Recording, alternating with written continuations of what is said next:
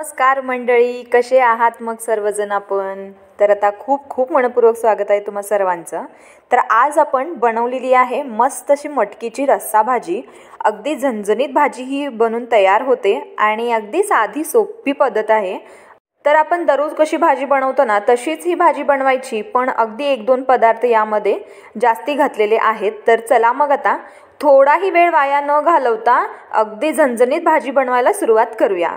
तर आता पहिल्यांदा मी इकडे एक मोठा कांदा जो आहे चिरून घेतला, मोठा मोठा असा, आणि मग त्यानंतर 2 हिरव्या मिरच्या घातल्या आणि 5 ते 6 कढीपत्त्याची पानेसुद्धा घातली आणि अर्धा चमचा इतकं आलं लसूणची पेस्ट घातली आणि एक मोठा टोमॅटो बारीक बारीक असा चिरून घेतला आणि मग त्यानंतर थोडीशी अशी कोथिंबीर घातली आणि शेवटी यामध्ये आपण घालायचं अगदी जास्त असं थोडं ब्राऊन होईपर्यंत भाजून घेतलेलं सुकं खोबरं. तर आता खोबरं जे आहे थोडं अशा प्रकारे ब्राऊन करून घ्यायचं बरं का, कारण याने भाजीला ना रंग छान असा येतो. तर आता इकडे तुम्ही बघत आहात थोडं पाणी घालून मी याला अगदी छान असं वाटण तयार करून घेतले बारीक. तर आता आपण काय करायचं, नेक्स्ट पातेलं गरम करायचं, त्यामध्ये 2-3 चमचे तेल घालायचं आणि मग तेल गरम झालं की यामध्ये घालायचं आपण अगदी पाव चमचा इतकं जिरे.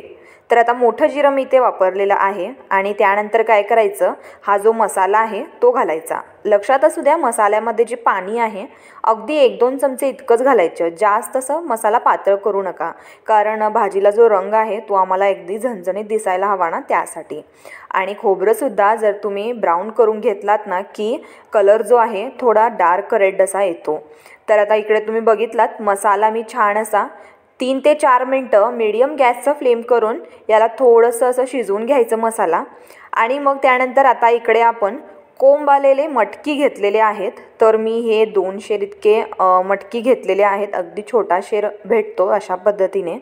तर आता मटकी जी आहे मी छान असं पाण्यामध्ये स्वच्छ धुवून घेतले 1-2 वेळा आणि मग त्यानंतर तुम्ही इकडे बघतच आहात मसाला आपला छान असा शिजून आलेला आहे. आता यामध्ये सुके मसाले घालायचं. सुक्या मसाल्यांमध्ये 1.5 चमचा मी लाल मिरची पूड घातले आणि त्यानंतर चवीपुरतं मीठ घातलं आणि मग त्यानंतर अगदी चिमूटभर अशी हळदसुद्धा घालायची आणि मग त्यानंतर यामध्ये आपण घालत आहोत अर्धा चमचा इतका पावभाजी मसाला आणि अर्धा चमचा इतका गरम मसाला आणि मग त्यानंतर अगदी 2-3 चमचे इतकंच थोडंसं पाणी घालायचं आणि मस्त असे मसाले, सुके मसाले आणि परत हा वाटून घेतलेलं वाटण परत आता आपण शिजवून घेणार आहोत.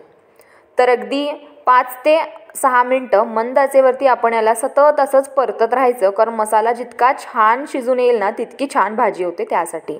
मग त्यानंतर तुम्ही इकडे बघत आहात मी इकडे मटकी घालायला सुरुवात केले आणि जेव्हा आपण मसाला घालतो ना तेव्हा सतत मसाला परतत राहायचं बरं का, नाही तर 5-6 मिनटामध्ये काय होतं की मसाला थोडा लागायला सुरुवात होतो त्यासाठी. मग आता काय करायचं, यामध्ये मटकी घालायची आणि अशीच थोडीशी परतून घ्यायची 1-2 मिनटं आणि मग यानंतर यामध्ये आपण घालणार आहोत पाणी. तर आता पाणी जे आहे तुम्ही जर तुम्हाला भाकरीसोबत खायचं असेल किंवा भातासोबत खायचं असेल तर थोडं पाणी जास्ती घातलात तरीही चालेल.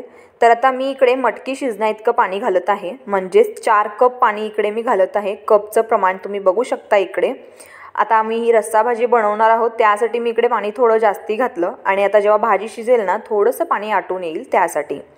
तर आता चला या भाजीला आपण मस्त असं 5 ते 6 मिनटं शिजवून घ्यायचं आहे आणि इकडे तुम्ही बघत आहात मी 5 ते 6 मिनटं छान शिजवून घेतलं आणि पाणी बघत आहात तुम्ही इकडे थोडं आटलेलं आहे आणि कट बघा भाजीवरचा किती मस्त दिसत आहे. तर आता काय करायचं, शेवटी यामध्ये कोथिंबीर घालायची बारीक बारीक चिरून आणि कोथिंबीर घातल्यानंतर मग तुम्ही बघा इकडे मिक्स करायचं भाजी आणि कट अति उत्तम दिसत आहे, कारण अशा पद्धतीने कट जर दिसला ना भाजीला की समजून जायचं भाजी आपली झणझणीत झालेली आहे. तर आता इथे तुम्ही बघत आहात गरम गरम भाजी आपली तयार झाली. अगदी झटपट तुम्ही टिफिनसाठी सुद्धा ही भाजी देऊ शकता बरं का. मग याला तुम्ही चपातीसोबत खा किंवा भाकरीसोबत खा, मस्तच लागते ही भाजी. तर आता तुम्हाला आमची रेसिपी आवडली असेल तर नक्की व्हिडिओला एक लाईक करा आणि रेसिपी जरा जास्तच आवडली की मग तिघांना नक्की शेअर करा, त्या तिघांना सांगा अजून तिघांना शेअर करायला. आणि जर आमच्या चॅनलवर तुम्ही अजून नवीन आहात, सबस्क्राईब केला नसेल तर नक्की सबस्क्राईब करून घ्या बरं का. तर आता भाजी बघा झणझणीत झालेली आहे. चला मग आता भेटू आपण पुन्हा अशाच एका नवीन व्हिडिओसोबत. तोपर्यंत धन्यवाद.